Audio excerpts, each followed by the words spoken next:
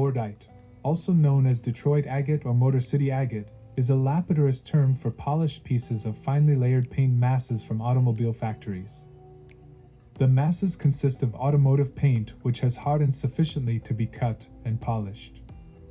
It was formed from the buildup of layers of enamel paint slag on tracks and skids on which cars were painted with acrylic lacquer, which have been baked numerous times.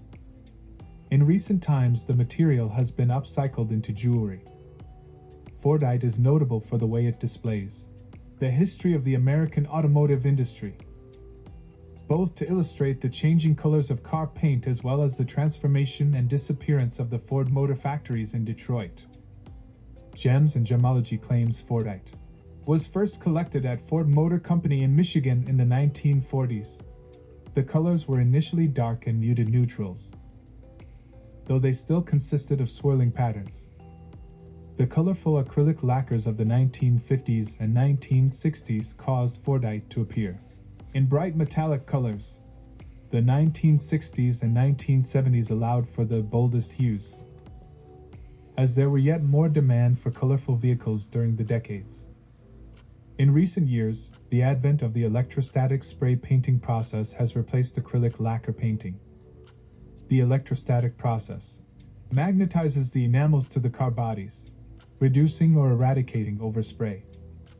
As the story goes, some crafty workers with an eye for beauty realized that this unique byproduct was worth salvaging. It was supercured, patterned like psychedelic agate, and could be cut and polished with relative ease. Wow! Recycle it!